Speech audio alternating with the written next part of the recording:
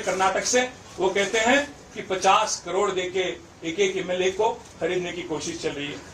बाला साहेब तोरट जो कांग्रेस के चीफ हैं महाराष्ट्र के, वो कहते हैं कि साम दान वेद दंड, ये चारों चीज की प्रयोग हो रहा है महाराष्ट्र में, जहां कांग्रेस एमएलए को लेने की कोशिश कर रही है बीजेपी और शिवसेना, एकनाथ शिंदे वाली पार्टी। ये बाला साहेब तोरट का कहना है। और हरियाणा में अजीब सी बात है, हरियाणा में जहां आप देखेंगे उनके एक एमएलए कांग्रेस की किरण चौधरी, जो कांग्रेस के टिकट से जीती और बीजेपी में शामिल हो गई, उनकी डिस्क्वालिफिकेशन के लिए आज भी कांग्रेस पार्टी लड़ रही है और उसको लेके कोशिश भी कर रही है। और सबसे अहम बात मैं आपसे कहना चाहता हूं, आज कांग्रेस पार्टी स्वयं मणिपुर में जब उनके एमएलए मणिपुर में डिफेक्ट कर गए, एक आदमी थे एमएलए श्याम कुमार, जिन्होंने जीते तो वो कांग्रेस में थे, बदल गए बीजेपी में, और उसको लेके कांग्रेस ने काफी लड़ाई की और अल्टीमेटली स्पीकर ने यह तय किया कि जो भी अगर डिफेक्शन होता है, ये बहुत इंपॉर्टेंट लैंडमार्क जजमेंट है। 2020 में सुप्रीम कोर्ट की 3 जज bench, justice Nariman, justice Aniruddha Bose और जस्टिस राम सुब्रमण्यम की 3 जज वाली बेंच ने एक फैसला लिया था मणिपुर वाली केस में, जहां के पीसीसी अध्यक्ष, प्रदेश कांग्रेस कमेटी के अध्यक्ष केशव मेघचंद्र सिंह ने पिटीशन फाइल की थी सुप्रीम कोर्ट में श्याम कुमार जी के खिलाफ, और सुप्रीम कोर्ट ने यह जजमेंट दिया कि स्पीकर को 3 महीने के अंदर तय करना चाहिए डिस्क्वालिफिकेशन पिटीशन में। ये जजमेंट आया 2020 में। उसको लेके जजमेंट की कॉपी भी मैं आपको दे सकता हूं। उसको लेके आज श्याम कुमार जी को डिस्क्वालीफाई किया गया और उनको पद से हटाया गया। और हाल ही में जो एक किस्सा हुआ हिमाचल प्रदेश में, जब अभिषेक मनु सिंघवी जी कांग्रेस के राज्यसभा के उम्मीदवार थे, तो वहां के 6 लेजिस्लेटर कांग्रेस के बीजेपी को वोट दे दिए और राज्यसभा वाली इलेक्शन में। उसके खिलाफ भी आज कांग्रेस हिमाचल में आज लड़ रही है। मैं इसलिए पूछना चाहता हूं, जब आपके साथ गोवा में इलेक्शन होता है तो आप शपथ दिलवाते हो आपके लेजिस्लेटर से कि आप दल बदलेंगे नहीं। जब आपके मणिपुर के एमएलए कांग्रेस वाले बीजेपी में शामिल हो जाते हैं, आप सुप्रीम कोर्ट जाते हो, लड़ते हो और उसके खिलाफ ऑर्डर लाते हो। जब कर्नाटक में आपके चीफ मिनिस्टर स्वयं कहते हैं कि 50 करोड़ की खरीदारी हो रही है आज एमएलए की, कांग्रेस वाली एमएलए की बीजेपी के जरिए, तो उस बारे में भी आज राहुल गांधी उसको सपोर्ट करते हैं। और हिमाचल में भी हम जो देखते हैं उसके बारे में भी आज लड़ाई चल रही है। और सबसे अहम बात, कांग्रेस की एक मैनिफेस्टो निकली थी अभी हाल ही में जब पार्लियामेंट हुआ, तो न्याय पत्र करके उनका मैनिफेस्टो, नेशनल मैनिफेस्टो, जिसकी लॉन्च की गई थी तेलंगाना में इसकी लॉन्च हुई थी, जिसमें राहुल गांधी और उनकी पार्टी ये कहती है न्याय पत्र में कि हम न्याय करेंगे। This is the exact thing I'm reading out. We promise to amend the 10th schedule of the Constitution of India and make defections, leaving the original party on which the MLA or MP was elected, an automatic disqualification of the membership in the Assembly or Parliament. न्याय पत्र में घोषणा करते हो आप राहुल जी और खारगे जी कि कोई भी एमएलए और एमपी अगर दल बदले तो आप उसका ऑटोमेटिक डिस्क्वालिफिकेशन करोगे, संविधान का अमेंडमेंट करके, 10th शेड्यूल का अमेंडमेंट करके। मैं आज इसीलिए पूछना चाहता हूं, आज कांग्रेस के जो चीफ मिनिस्टर हैं तेलंगाना के रेवंत रेड्डी, और यहां के जो लीडर ऑफ ऑपोजिशन है राहुल गांधी जी, हम देखते हैं टीवी में और पेपरों में कि बार बार राहुल जी संविधान को फ्लॉन्ट करते हैं, संविधान को दिखाते हैं, ऐसे एक्टिंग करते हैं जैसे कि वो संविधान के रक्षक है, संविधान के प्रतीक है, और संविधान को अगर कोई इज्जत करते हैं तो राहुल जी करते हैं और कोई नहीं करते हैं। इस तरीके का एक ऑस्कर अवार्ड लेवल की एक्टिंग राहुल जी करते हैं। पर देखिए क्या कर रहे हैं, एक तरफ पार्लियामेंट में जो 2-4 किलोमीटर दूरी में है यहाँ से, वहां पे आप कॉन्स्टिट्यूशन को दिखाते हो, और उसके ठीक नीचे अगर आप देखेंगे तो हमारे एक सदस्य पोचारम श्रीनिवास रेड्डी जी जो बीआरएस के एमएलए हैं उनका हाथ मिलाते हैं, इंकरेज करते हैं। और मैं यूं ही नहीं कह रहा हूं, ये इंडियन एक्सप्रेस की रिपोर्ट है। Telangana CM gets the nod of AICC to induct more BRS MLAs. मतलब ये एआईसीसी की अनुमति से, एआईसीसी की सहमति से, एआईसीसी की इंकरेजमेंट से आज तेलंगाना चीफ मिनिस्टर जो भी कांड कर रहे हैं ये उनकी सहमति से हो रहा है। आज तक हमारे 6-7 एमएलएस को, 6-7 एमएलसीज को ये लोग ले गए और कांग्रेस पार्टी में शामिल कर लिए। मैं इसलिए पूछना चाहता हूं राहुल गांधी जी से और कांग्रेस पार्टी से, ये कैसी हिपोक्रेसी। एक तरफ आप फ्लॉन्ट करते हो कॉन्स्टिट्यूशन, दूसरे तरफ यू डिसेक्रेट द सेम कॉन्स्टिट्यूशन, उसकी बेइज्जती करते हो, उसकी अपमान करते हो। एक और चीज भी मैं पूछना चाहता हूं, तेलंगाना के जो चीफ मिनिस्टर है आज के रेवंत रेड्डी, उन्होंने स्वयं कहा था कि पत्थर से मार के कत्ल कर दो। जो भी एक एमएलए अगर एक पार्टी से जीत के दूसरे पार्टी में जाता है तो उसको पत्थरों से मार मार के उसकी हत्या की जाए। ये हम नहीं कह रहे हैं, स्वयं Revanth Reddy is on record. I can get you the video also. मैं आज राहुल गांधी से पूछना चाहता हूं, किस किस को मारे पत्थरों से फिर अभी। रेवंत रेड्डी जी ने यह भी कहा कि जो आदमी एक पार्टी में जीतता है दूसरे पार्टी में जाता है वो पागल कुत्ते के समान है।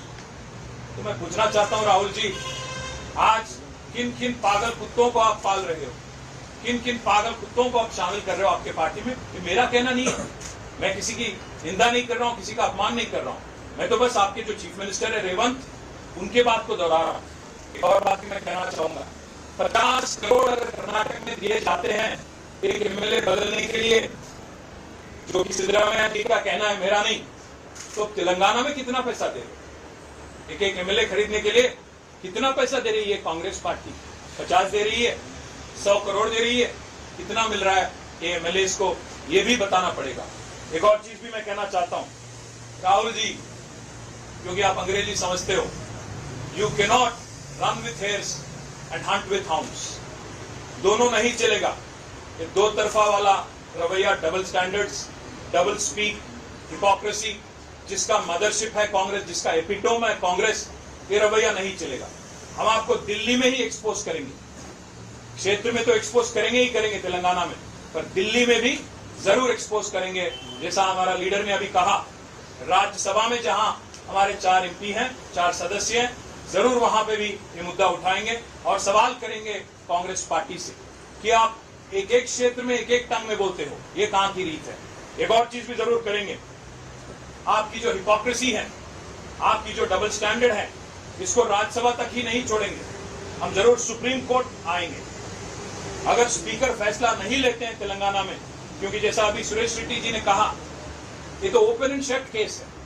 एक हमारे सदस्य हैं दानम नागेंद्र, जो हमारे पार्टी से दिसंबर में एमएलए बने, तो वही आदमी आज इस्तीफा दिए बगैर सिकंदराबाद से कांग्रेस पार्टी का बी फॉर्म पे पार्लियामेंट लड़ा। ये तो ओपन एंड शट केस है, इसमें कोई इंक्वायर करने वाली भी चीज है ही नहीं। तो इसलिए मैं कहना चाहता हूं राहुल जी, आपको और कांग्रेस पार्टी की जो डबल स्टैंडर्ड और हिपोक्रेसी है, इसको नहीं छोड़ेंगे। आपकी जो फिलॉसफी है, running with hare and hunting with hound, इसको दिल्ली में एक्सपोज करेंगे। साथ ही साथ प्रेसिडेंट ऑफ इंडिया का भी अपॉइंटमेंट लेंगे, लोकसभा स्पीकर का भी अपॉइंटमेंट लेंगे, और जरूरत पड़ा तो सारे के सारे हमारे विधायक दिल्ली आएंगे और उनसे भी मिलेंगे, क्योंकि कानून और संविधान के संरक्षक जो हैं वो है custodian of the constitution, he is the president of India, of the republic of India. So we will come meet Her Excellency the President of India if needed. We will seek her time. If the Supreme Court doesn't do justice, if this nonsense does not stop, if Rahul Gandhi continues to preach at the same time does not practice, we will expose them their hollowness in Delhi at every single forum. If needed, we will take Constitution Club and hold a large gathering of like-minded political parties, and we will expose Congress Party. I thank the national media particularly for attending in such large numbers. Now we can speak in Telugu if that's okay. Later, sir, what happened in your region? I have not What taken Congress MLA. Is it not? I will take it. Was it not unconstitutional? Was it not hypocrisy? Let me. How many people without even resigning if you are taking? Started by No, that's okay. That's okay. People should. Who are you, sir? Are you the spokesperson of Congress? आराम से. So आपने सवाल पूछा, जवाब सुनिए. जो लोग defection में और मर्जर में फर्क नहीं समझते, आई कांट हेल्प. कांग्रेस के 18 एमएलए जिनमें से 12 एमएलए हमारे पार्टी में शामिल हुए. That is constitutionally allowed. You should know the difference. BSP के 2 एमएलए थे, दोनों के दोनों हमारे पार्टी में मर्ज हुए. मर्जर में डिफेक्शन में फर्क अगर नहीं समझते हैं तो हम कुछ नहीं कर सकते हैं आपके. मर्जर constitutionally allowed है, constitutionally prohibited. I don't want to engage in an argument with you, sir. You asked me a question, I answered. Let us leave it at that. If you are a Congress spokesperson, I'll leave it to you, sir. Yes, ma'am. So you're talking Mawaji, yes. Yeah. So you're talking about this defection. What I'm saying, or my question is, I mean, for the last few years, we've seen this switching from party to party. Not last few years, ma'am. 1967, Congress started. No. For the last few years, it has become a random affair. Rampant. Every state and also at the central level. We've seen all parties from PDP MPs going into BJP, Congress MPs going to BJP, MLAs, all of this. And it's still continuing. It hasn't stopped. So the point that you're raising is fair enough, but which party? You said like-minded parties could come together on this All the issue. victims of Congress and BJP, all the victims of Congress and BJP should come together, because both BJP and Congress have been inflicting these on us, and those who have been receiving or they're receiving it should come together and fight it out in Supreme Court. और दूसरी बात महुआ जी, मैं एक और चीज कहना चाहता हूँ. जो कॉन्स्टिट्यूशनली देखिए 1985 में एंटी डिफेक्शन बिल आया, उसमें पहले तो 1/3 था डिफेक्शन के लिए अलाउड, बाद में उसको अमेंड किया 2/3 किया. जब 2/3 किया जो कॉन्स्टिट्यूशनली अलाउड है, अगर उसके तहत कोई काम करता है तो कोई उसमें कोई आपको स्कोप नहीं क्वेश्चन करने. पर आज तेलंगाना में हमारे 38 एमएलए हैं, उनमें से अभी 7 एमएलए को कांग्रेस ने दिया, जो कि ना 1/3 है ना 2/3 है. इसलिए हम कहते हैं कि डिफेक्शन और मर्जर में फर्क समझो. अगर मर्जर है तो 2/3, अगर 2/3 मर्जर हुआ तो that is constitutionally allowed. Nobody can question, no supreme court also can come in the way, because that is the law of the land. My simple point is this is what needs to be challenged, questioned, and when see Congress party एक promise कि हम 10th schedule को amend करेंगे, और आज मुख्यमंत्री स्वयं घर घर जाते हैं एमएलए के पास और उनके साथ बैठते हैं और उनको आधी रात 1 बजे अपना ये पहनाते हैं scarf. This is what I am. You will go to court against all the 7 MLAs? Absolutely. We already have a petition filed in Telangana High Court. We already have petitions filed with the local assembly speaker in Telangana. Supreme Court जैसा अगर speaker न्याय नहीं करते हैं, इंसाफ नहीं करते हैं, तो जरूर आएंगे. Supreme court will knock on the doors of supreme court. Someone more, you In fact, that is the reason why me and Harish Rao Garu have been in Delhi for the last 2 days, and we've been consulting legal experts. We have consulted some constitutional experts, and we are going to Supreme Court very soon. So do you also believe that behind Keshava Roy joining Congress, there's a larger plan, a strategy of Congress, because they wanted to create a space for case for Abhishek Manu Singhvi? Do you think that's the reason? मुझे कांग्रेस की strategy से कोई लेना देना नहीं है, but ये जानता हूं मैं कि कांग्रेस की डबल स्टैंडर्ड फिर एक बार एक्सपोज हो गई. केशवराव जी जब राज्यसभा में कांग्रेस में ज्वाइन कर गए, उनको इस्तीफा देना पड़ा, इसीलिए क्योंकि यहाँ के जो चेयरमैन है उनको डिस्क्वालीफाई कर देंगे, और जबकि उनके पार्टी के जो स्पीकर है वो तो नहीं करेंगे. तो अगर एक जगह इस्तीफा देते हैं तो वहां इस्तीफा क्यों नहीं दे रहे वहां? अब तेलंगाना में जितने एमएलए शामिल हुए उनको भी इस्तीफा दिलाइए. अगर इतने काबिल लोग हैं तो इलेक्शन आइए, लड़ेंगे. The CM is categorically told, you along with the BJP, you are trying to destabilize the Congress government in Telangana. That's why See, they the are chief encouraging minister, these defections. the chief minister of Telangana is bound by constitution. He cannot act as per his whims and fancies. Okay, MLA తీసుకొని ఇంకో పార్టీలో చేర్చుకోవాలి అంటే anti defection law అనేది law of the land. ఆ law of the land మేము చెప్పట్లేదు, supreme court 3 judge bench చెప్పింది, 5 జడ్జిల bench కూడా చెప్పింది. వాళ్ళు మేము అనేది ఏంటంటే ఆయారాం గయారాం నుండి పోచారం దాకా వచ్చింది కథ. మరి ఇంకా తెలంగాణ ప్రజలు తేల్చాలి. ఎందుకంటే మీరు చేయలేదా అని అడిగారు కృష్ణారావు గారు. నేనేం చెప్పాను ఆయనకి, విలీనానికి పార్టీ ఫిరాయింపుకి తేడా మనం తెలుసుకోవాలి. విలీనం అంటే 3/2 మంది కనుక ఒప్పుకుంటే అది విలీనం, అది చట్టబద్ధం, దాంట్లో ఎవరేం చేయలేరు. కానీ నేను అనేది ఏంటంటే ఇప్పుడు ఇక్కడ జరుగుతున్నది 38 మంది ఎమ్మెల్యేలు, 7 ఎమ్మెల్యేలు ఎవరి పార్టీకి వారు ఎప్పటికప్పుడు మారారు. అందులో ఒక ఆయన మా పార్టీ టికెట్ మీద ఎమ్మెల్యేగా గెలిచి వాళ్ళ ఎంపీగా పోటీ చేశారు కాంగ్రెస్ టికెట్ నుంచి. కాబట్టి ఇంతకంటే ఓపెన్ అండ్ షట్ కేసు ఏముండదు. తెలంగాణ ముఖ్యమంత్రి గారి మనసులో ఏమున్నా, రాహుల్ గాంధీ గారు ఎన్ని ఆశీర్వాదాలు ఇచ్చినా వాస్తవం ఏంటంటే ఇది చట్టసమ్మతం కాదు, చట్టబద్ధం కాదు, రాజ్యాంగబద్ధం అంతకంటే కాదు. కాబట్టి మేము ఢిల్లీలోనే కొట్లాడతాం. ఏ రాహుల్ గాంధీ గారు అయితే రాజ్యాంగాన్ని పట్టుకుని పోజులు కొడతారో ఆయన కూడా రాజ్యాంగం కాపీ పంపిస్తాం, పంపించి ఆయన కూడా చెప్తాం చదువుకోండి బాబు అప్పుడప్పుడు. నేను అనట్లేదు రాజ్యాంగబద్ధం కాబట్టి తెలుసుకోండి. 10 షెడ్యూల్ చదువు, 10 షెడ్యూల్ చదువు. అదే బ్రదర్, ఇప్పుడు మీకు నాకు చదువుకోండి, నేను చెప్పలేదు. Sir, from NDTV, sir, go by their statement. First, if you go by their statement, they are saying that this is individual. Whose statement? The MLAs and the MPs that are elected. They say that it is their individual right, and this right has been given to them by the Constitution of India. What's your stand on it? And secondly, you are alleging that 50 crores to 100 crores rupees must have been given by the Congress party to these MPs and MLAs. Will you demand a thorough investigation into this case? Brother, I don't think you followed what I said. I said that Siddaramaiah जो कर्नाटका के मुख्यमंत्री, उन्होंने स्वयं कहा कि उनके MLAs को आज 50-50 करोड़ देके बीजेपी खरीद ली. मैं इसलिए सिद्धरामैया जी से, राहुल जी से, खड़गे जी से पूछ रहा हूँ कि अगर कर्नाटक में अगर दाम जो है वहाँ की रेट जो है अगर 50 करोड़ है, तेलंगाना में कितना दे रही है कांग्रेस? ये मैं पूछूं. कर्नाटक में एक नीति, यहाँ पे दूसरे जगह कोई और नीति नहीं होगी. आप इस जैसा आपने कहा, ये सिद्धरामैया जी का कहना है, मेरा नहीं है. आप देखिए. और दूसरी बात, एमएलएस का कोई राइट इंडिविजुअल राइट नहीं होता. You are bound by constitution, you are bound by your party law. MLA का अपना खुद का कोई ओपिनियन या उसका खुद का कोई मन नहीं होता. इसलिए तो एंटी डिफेक्शन लॉ आया इंडिया में 1985 में. 2/3 अगर मिलता है तो मर्जर होता है वो लेजिस्लेचर. इस हद तक कानून साफ है. उसके बारे में भी काफी सारे जजमेंट है. I can give you a copy to read. Of course, we'll go to Election Commission of India. We'll approach Supreme Court. We'll meet Lok Sabha Speaker. We'll meet Raj Sabha Chairman. We'll also meet President of India. All of this after High Court's decision. We will plan our course of action in days to come. KTR గారు हम फिर वापस आएंगे 4-5 दिन. మీరు 2 టర్ముల్లో జరిగింది నైతికంగానే జరిగిందని మళ్ళీ అది చెప్తున్నాను. నైతికత అనే దానికంటే రాజ్యాంగబద్ధమా చట్టబద్ధమా కాదు. రాజ్యాంగబద్ధమైనది ఏదైతే ఉన్నదో 2/3 అనేది మన రాజ్యాంగంలో ఉంది. నైతికత కూడా అవసరం. కానీ నైతికత ఒక మాటే కాదు, అందరికీ ఉండాలి కదా. రేవంత్ రెడ్డి గారు రాళ్లతో కొట్టి చెప్పమన్నారు కదా ఎవరైనా పార్టీ ఎమ్మెల్యేలు మారితే. మరి వాళ్ళకి నుంచి మేము అదే ఏ రాళ్ళతో చెప్పాలి. Thank you. మళ్ళీ నాలుగైదు రోజులు అరే బానిస start with English and then go to Telugu. That's okay.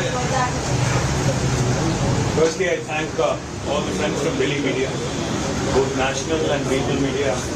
I thank all of you for joining us today in such large numbers. As was expressed by our floor leader in Rajya Sabha, Shri Suresh Reddy Garu, Congress party, which has been talking and making a lot of tall claims with respect to being the savior of the Constitution, the vanguard of the Constitution. I wanted to give you a bit of backstory, a bit of history. Back in 1967, the first gentleman who won as an independent in Haryana Assembly, his name was Dayalal. He was the first person in India to have defected after winning as an independent MLA. He had defected to Congress party within a few days after the election. That's when the whole name Ayaram Gayaram culture.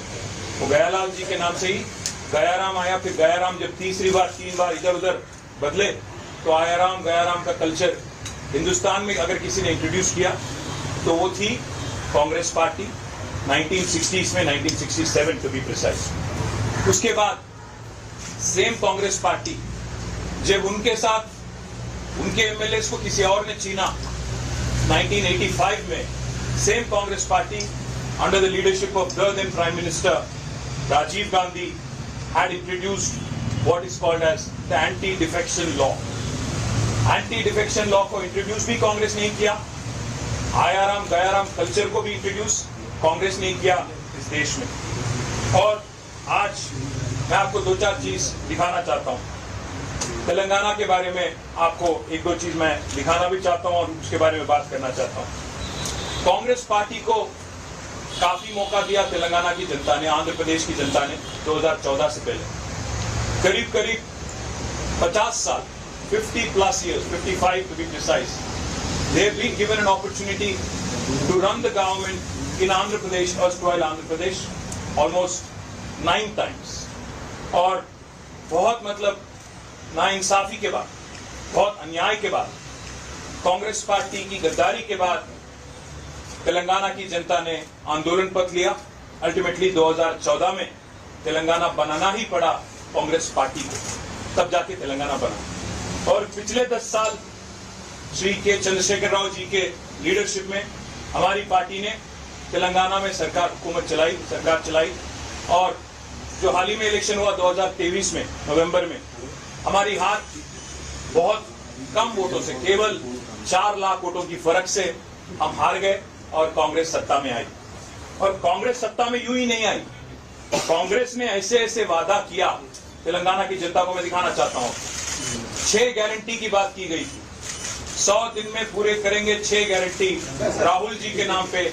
आज के जो मुख्यमंत्री हैं उनके दस्तक के साथ, उनके signature के साथ, आज के जो डिप्टी चीफ मिनिस्टर हैं उनके सिग्नेचर के साथ, राहुल जी, सोनिया जी, मल्लिकार्जुन खड़गे जी के तस्वीरों के साथ वादा किया गया था कि 100 दिन में हर कोई वादा जो 6 गारंटी अमल करेंगे। महालक्ष्मी, रैतु भरोसा, इंदिरम्मा मकान, चेयूता, गृह ज्योति, युवा विकासम, इसके तहत उन्होंने कहा कि हर गरीब मकान में 2,50,000 रुपया एक सालिना आपके पास हम देंगे। एक ईस्टमन कलर वाली जबरदस्त सिनेमा दिखाया कांग्रेस ने तेलंगाना की जनता को। और बहुत कुछ कहा उन्होंने, ना सिर्फ ये बल्कि बहुत कुछ कहा। वादा किया तेलंगाना के युवाओं से कि आपको 2 लाख नौकरियां मिलेंगी पहले ही साल में। स्वयं राहुल गांधी आए हैदराबाद, वहां की युवा से मिले, उनको आश्वासन दिया कि 2 लाख रोजगार, 2 lakh government employment recruitment will be completed within the first year after the formation of Congress government. उन्होंने ये भी वादा किया कि एक जॉब कैलेंडर रिलीज करेंगे, डेट के सहित आपको हम जॉब कैलेंडर देंगे और 1 साल में 2 लाख गवर्नमेंट रिक्रूटमेंट कंप्लीट करेंगे। वादा तो ये भी किया गया था, जैसे ही कांग्रेस आती है पहले ही दिन जो खेती के लोन होते हैं, क्रॉप लोन, 2 लाख तक का पूरा with 1 pen stroke on December 9, 2023 हम क्रॉप लोन भी वेव कर देंगे। साथ ही साथ बहुत कुछ कहा गया, बस मैं ये 2-4 चीज आपके जहन में लाना चाहता हूं। 420, एक नहीं दो नहीं, 420 वादे किए गए कांग्रेस की तरफ से तेलंगाना जनता को। आज 7 महीने पूरे हो गए कांग्रेस की हुकूमत बनके तेलंगाना में, एक भी वादा आज तक पूरा नहीं हुआ, एक भी वादा आज तक पूरा नहीं हुआ। 6 गारंटी तो गायब हो गए, 6 गारंटी तो गायब हो गए। अभी क्या हो रहा है तेलंगाना में, मैं आपको ये बताना चाहता हूँ। 6 गारंटी भूल गई कांग्रेस, पर 6 हमारे एमएलए ले गई, 6 हमारी एमएलसी ले गई और एक राज्यसभा एमपी को भी ले गई। हमें इस बात से कोई खेद नहीं, बड़ा अजीब सा लगता है, अजीब सा लगता है जो आदमी आज अपने आप को संविधान के रक्षक मानते हैं, जो आदमी अपने आप को संविधान के प्रतीक मानते हैं, वो जब संविधान को बेरहमी से एक्सप्लॉइट करते हैं और इसकी बेइज्जती करते हैं, तो इस बात को दिल्ली में बताना हर किसी को, इस देश की हर युवा को, इस देश के हर शख्स को बताना हमारी जिम्मेदारी है। इसीलिए हम आज दिल्ली आ गए। भाइयों, मैं याद दिलाना चाहता हूं आपको, बार बार कांग्रेस कहती है कि बीजेपी की पॉलिटिक्स जो है इमोरल है। जब भी कोई एमएलए डिफेक्ट करता है कांग्रेस से बीजेपी में, तो कांग्रेस बार बार कहती है कि बीजेपी इमोरल पॉलिटिक्स प्ले करती है और ये गलत है। मैं आपको उदाहरण देता हूं, एग्जांपल देता हूं। ये देखिए, कांग्रेस गोवा में स्वयं राहुल गांधी गए अप्रैल 2022 में और वहां जितने कांग्रेस के उम्मीदवार थे उनसे शपथ दिलवाया। उन्होंने कहा कि जो भी कांग्रेस के टिकट से लड़ेगा जीतेगा तो कांग्रेस में ही रहेगा। ये शपथ स्वयं राहुल गांधी ने दिलवाया था 2022 में। और कर्नाटक में जहां उनकी गवर्नमेंट है वहां के चीफ मिनिस्टर कहते हैं कि एक एक एमएलए को 50 करोड़ देके बीजेपी खरीदने की कोशिश कर रही है। सिद्धरामैया जी जो कि कांग्रेस के चीफ मिनिस्टर है कर्नाटक से, वो कहते हैं कि 50 करोड़ देके एक एक एमएलए को खरीदने की कोशिश चल रही है। बाला साहेब तोरट जो कांग्रेस के चीफ हैं महाराष्ट्र के, वो कहते हैं कि साम दान वेद दंड ये चारों चीज की प्रयोग हो रहा है महाराष्ट्र में, जहां कांग्रेस एमएलए को लेने की कोशिश कर रही है बीजेपी और शिवसेना एक नाथ शिंदे वाली पार्टी। ये बाला साहेब तोरट का कहना है। और हरियाणा में अजीब सी बात है, हरियाणा में जहां आप देखेंगे उनके एक एमएलए कांग्रेस की किरण चौधरी जो कांग्रेस के टिकट से जीती और बीजेपी में शामिल हो गई, उनकी डिस्क्वालिफिकेशन के लिए आज भी कांग्रेस पार्टी लड़ रही है और उसको लेके कोशिश भी कर रही है।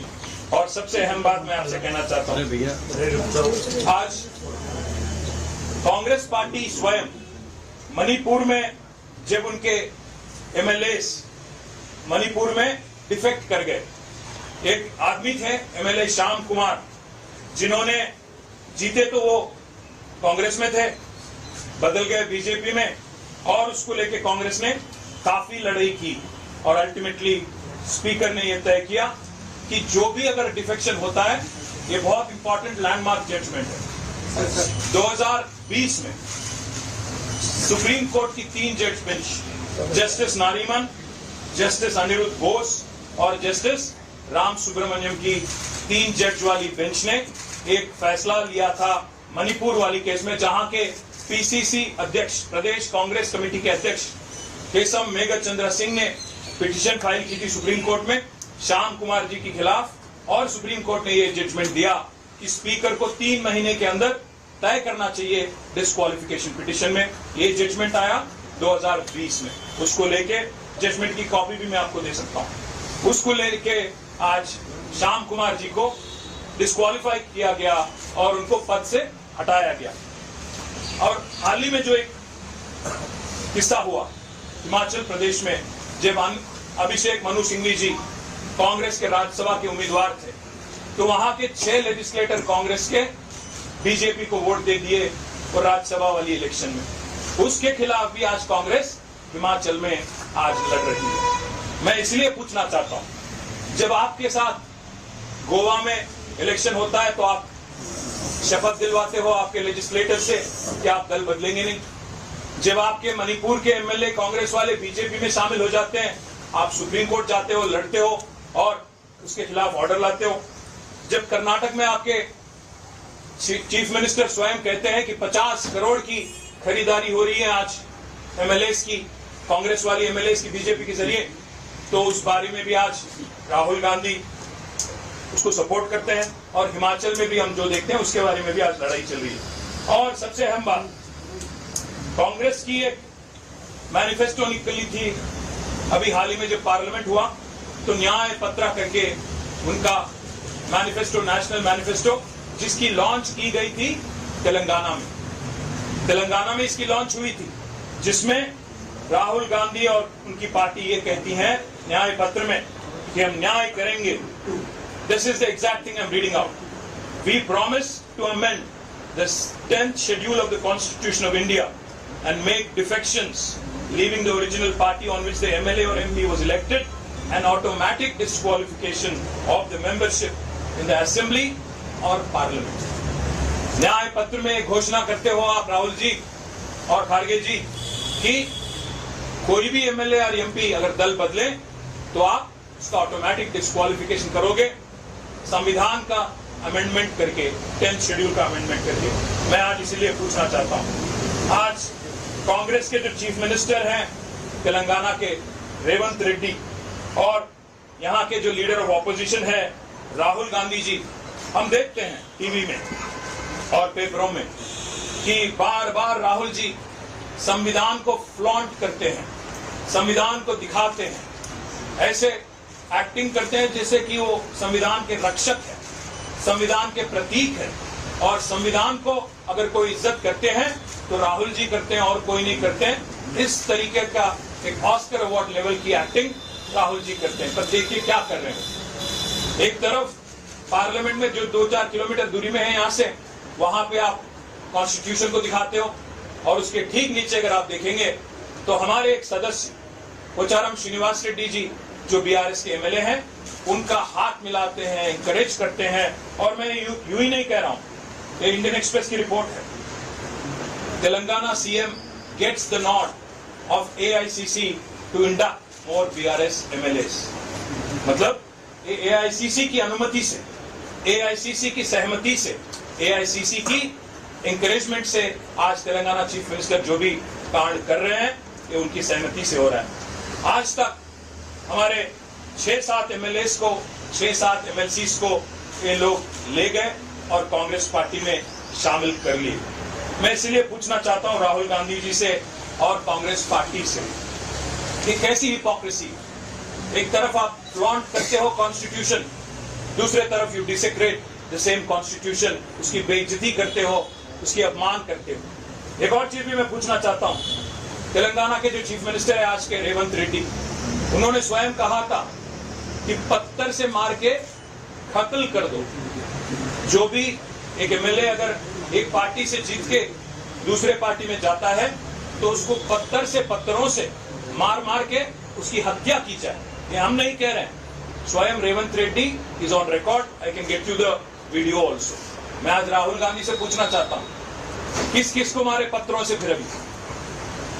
रेवंत रेड्डी जी ने यह भी कहा कि जो आदमी एक पार्टी में जीतता है दूसरे पार्टी में जाता है वो पागल कुत्ते के समान है। तो मैं पूछना चाहता हूं राहुल जी, आज किन किन पागल कुत्तों को आप पाल रहे हो, किन किन पागल कुत्तों को आप शामिल कर रहे हो आपके पार्टी में? ये मेरा कहना नहीं है, मैं किसी की निंदा नहीं कर रहा हूं, किसी का अपमान नहीं कर रहा हूं, मैं तो बस आपके जो चीफ मिनिस्टर है रेवंत, उनके बात को दोहरा रहा हूं। एक और बात भी मैं कहना चाहूंगा, 50 करोड़ अगर कर्नाटक में दिए जाते हैं एक एमएलए बदलने के लिए, जो कि सिद्धरामैया जी का कहना है, मेरा नहीं, तो तेलंगाना में कितना पैसा दे रहे? एक एमएलए खरीदने के लिए कितना पैसा दे रही है कांग्रेस पार्टी? 50 दे रही है, 100 करोड़ दे रही है, कितना मिल रहा है एमएलए को? ये भी बताना पड़ेगा। एक और चीज भी मैं कहना चाहता हूं राहुल जी, क्योंकि आप अंग्रेजी समझते हो, you can not run with hairs and Hunt with hounds. दोनों नहीं चलेगा। ये दो तरफा वाला रवैया, double standards, double speak, hypocrisy, जिसका मदरशिप है कांग्रेस, जिसका एपिटोम है कांग्रेस, ये रवैया नहीं चलेगा। हम आपको दिल्ली में ही एक्सपोज करेंगे, क्षेत्र में तो एक्सपोज करेंगे ही करेंगे तेलंगाना में, पर दिल्ली में भी जरूर एक्सपोज करेंगे। जैसा हमारा लीडर ने अभी कहा, राज्यसभा में जहां हमारे 4 एमपी हैं, 4 सदस्य हैं, जरूर वहां पे भी ये मुद्दा उठाएंगे और सवाल करेंगे कांग्रेस पार्टी से कि आप एक एक क्षेत्र में एक एक टंग में बोलते हो, ये कहां की रीत है। एक और चीज भी जरूर करेंगे, आपकी जो हिपोक्रेसी है, आपकी जो डबल स्टैंडर्ड है, इसको राज्यसभा तक ही नहीं छोड़ेंगे, हम जरूर सुप्रीम कोर्ट आएंगे। अगर स्पीकर फैसला नहीं लेते हैं तेलंगाना में, क्योंकि जैसा अभी सुरेश रेड्डी जी ने कहा, ये तो ओपन एंड शट केस है। एक हमारे सदस्य हैं दानम नागेंद्र, जो हमारे पार्टी से दिसंबर में एमएलए बने, तो वही आदमी आज इस्तीफा दिए बगैर सिकंदराबाद से कांग्रेस पार्टी का बी फॉर्म पे पार्लियामेंट लड़ा। ये तो ओपन एंड शट केस है, इसमें कोई इंक्वायर करने वाली भी चीज है ही नहीं। तो इसलिए मैं कहना चाहता हूं राहुल जी, आपको और कांग्रेस पार्टी की जो डबल स्टैंडर्ड और हिपोक्रेसी है, इसको नहीं छोड़ेंगे। आपकी जो फिलॉसफी है, running with hare and hunting with hound, इसको दिल्ली में एक्सपोज करेंगे। साथ ही साथ प्रेसिडेंट ऑफ इंडिया का भी अपॉइंटमेंट लेंगे, लोकसभा स्पीकर का भी अपॉइंटमेंट लेंगे, और जरूरत पड़ा तो सारे के सारे हमारे विधायक दिल्ली आएंगे और उनसे भी मिलेंगे, क्योंकि कानून और संविधान के संरक्षक जो हैं वो है custodian of the constitution, he is the president of India, of the republic of India. तो we will come meet her excellency the president of India if needed. We will seek her time. If the Supreme Court doesn't do justice, if this nonsense does not stop, if Rahul Gandhi continues to preach, at the same time does not practice, we will expose them their hollowness in Delhi at every single forum. If needed, we will take Constitution Club and hold a large gathering of like-minded political parties, and we will expose Congress Party. I thank the national media particularly for attending in such large numbers. Now we can speak in Telugu if that's okay. Later, sir, what happened in your